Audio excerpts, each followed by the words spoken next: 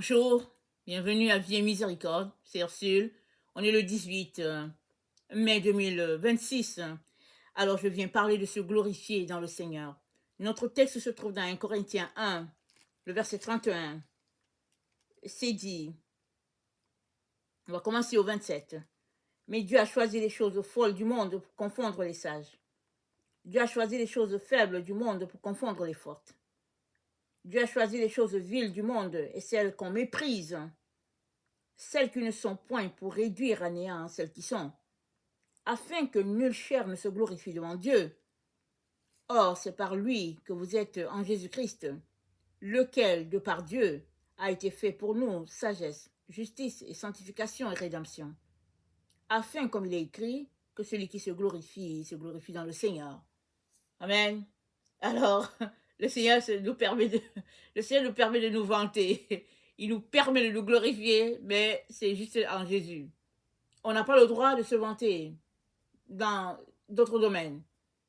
Tu n'as pas le droit de te vanter pour tes études, pour ton char, n'est-ce pas, ta beauté, ton argent. Tout ça, c'est des choses viles, comme on vient de lire. Mais s'il y a une chose qui a la valeur, c'est Jésus-Christ. Parce que c'est juste par lui et de par lui que nous sommes quelqu'un. Dans le sens que nous avons la vie. Parce que si Jésus-Christ ne nous avait pas donné la vie, on serait tout simplement rien. Juste de la boue. Jésus-Christ nous a donné la vie. Et s'il y a une chose qu'on aimerait élever, cette chose devrait être élevée en Jésus. Et dans 2 Corinthiens 12, 2 Corinthiens 12, au verset 9, notre frère dit, 2 Corinthiens 12, le verset 9, il dit, il m'a dit, ma grâce te suffit, car ma puissance s'accomplit dans la faiblesse. Je me glorifierai donc bien plus volontiers de mes faiblesses, afin que la puissance de Christ repose sur moi. C'est pourquoi je me plais dans les faiblesses, dans les outrages, dans les calamités, dans les persécutions, dans les détresses, pour Christ, car quand je suis faible, c'est alors que je suis fort. Alors, Paul a compris ce qui se passe. Il dit, quand il est faible, alors il est fort. Pourquoi? Parce que Dieu prend contrôle de lui et se manifeste à travers sa faiblesse à lui, la faiblesse à Paul. Et quand les gens voient, on ne voit pas Paul, on voit plutôt Jésus. Parce que dans son état de faiblesse, tout le monde sait qu'il ne peut pas faire ça. Il n'y a que Jésus qui peut opérer cela en lui. Et en ce sens, il est fort. Et quand Philippe est venu voir Jésus pour lui dire, Jésus, montre-nous le Père, ça nous suffit. Moi, je veux juste voir le Père. Jésus-Christ a dit à Philippe, Philippe, celui qui m'a vu a vu le Père. Si tu ne crois pas, tu peux au moins croire à cause des œuvres que j'ai faites. Parce que de moi-même, Jésus, je ne peux pas faire ces œuvres-là si le Père n'était en moi.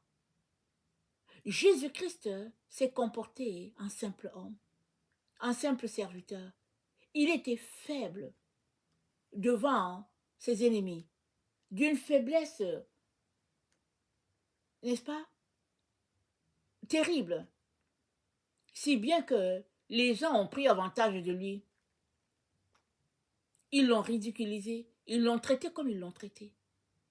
Mais dans son état de faiblesse, il a fait tout ce qu'il a fait, alors qu'il marchait sur la terre, afin que toi et moi puissions être appelés aujourd'hui enfants de Dieu.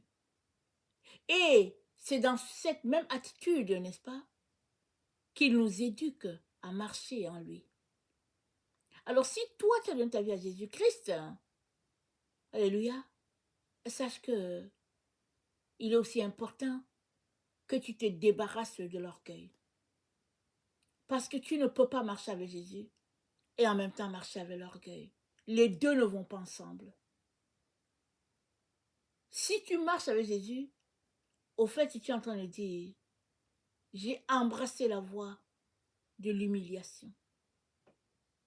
Et sur ce chemin-là, Jésus-Christ peut se manifester. Il peut se glorifier. Parce que ce ne sera pas toi qui seras vu, ce sera Jésus qui sera vu. Voilà pourquoi il nous encourage à nous glorifier dans le Seigneur. Pas à nous glorifier de ces choses que nous avons bien, que nous comptons avoir. Et dans 2 Corinthiens 3, dans 2 Corinthiens 3, au verset 5, excusez, 2 Corinthiens 3, verset 5, c'est dit, ce n'est pas à dire que nous soyons par nous-mêmes capables de concevoir quelque chose comme venant de nous-mêmes. Notre capacité, au contraire, vient de Dieu. Il nous a aussi rendus capables d'être ministres d'une nouvelle alliance, non de la lettre, mais de l'esprit. Car la lettre tue, mais l'esprit vivifie. Alors, Paul dit, tout ce que je fais avec ses collègues, il dit, c'est le Seigneur qui nous permet de faire ça.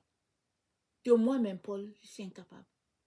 Mais Dieu le fait en nous afin que, n'est-ce pas, la gloire lui revienne et que les gens voient l'œuvre de l'Esprit. Parce que quand bien même Paul viendrait lire un passage, le passage en soi, ce n'est qu'une écriture. Mais ce qui se manifeste sur place alors qu'il est en train de prêcher, c'est l'Esprit Saint qui prend contrôle et qui révèle la présence de Dieu, qui révèle Dieu en action au milieu de ses enfants. Et c'est ça que Dieu nous dit aujourd'hui. Il nous encourage à œuvrer pour nous retrouver dans un état de faiblesse. Ça veut dire quoi? Il nous appelle à marcher dans l'humilité. La Bible nous dit, il s'est fait faible de riche qu'il était. Il a pris la forme d'un simple serviteur. Et à la fin, Dieu l'a élevé souverainement, lui donnant le nom que dessus tous les noms.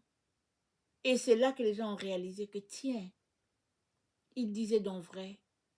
Quand il nous disait qu'il est venu de Dieu, il disait donc vrai. Mais on n'a pas cru en lui. Ils auraient aimé qu'il puisse afficher un peu d'orgueil quand même.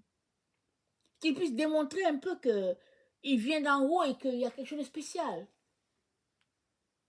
Ils ont dit, mais il a sauvé les gens. Mais ils ont dit, sauve-toi toi-même. Comme ça, on va croire en toi. On va croire que tu viens de Dieu. Mais Jésus-Christ n'était pas là pour que les gens croient qu'il vient de Dieu. L'évidence était là sous leurs yeux. S'ils voulaient croire, ils auraient cru. Mais comme ils étaient animés d'un esprit contraire, un esprit de jalousie, un esprit pour détruire, alors l'esprit les a voilés, les empêchant de voir la gloire de Dieu. Aujourd'hui encore, c'est la même chose qui se passe. Notre monde est rempli de toutes sortes de distractions. Mais Dieu nous appelle à croire en Jésus. Il a dit, croyez en Dieu et croyez en moi. Jésus-Christ l'a dit. C'est tout ce qu'on peut faire. Croire en Jésus. Développer notre foi en Jésus-Christ. Et espérer en sa bonté, en sa délivrance à ces heures où nous nous trouvons. Il est capable de nous aider.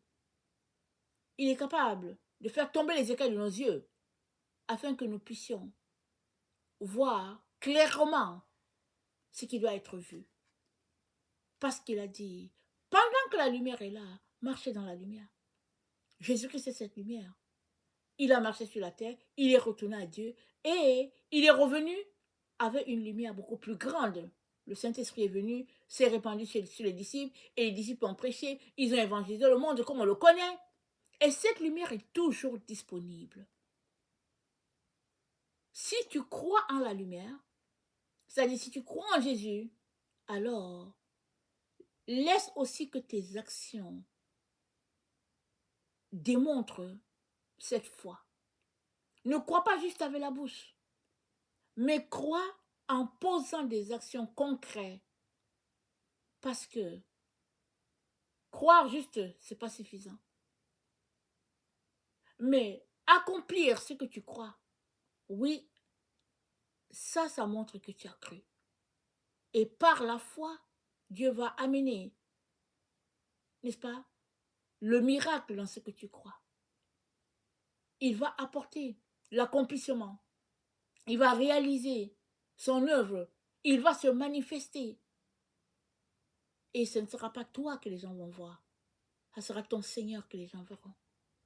Et les gens vont réaliser que, tiens, au fait, il marche avec Dieu.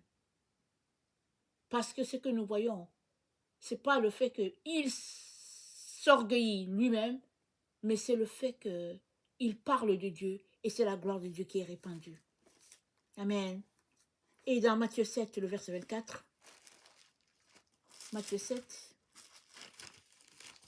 au verset 24, voilà ce qui est dit.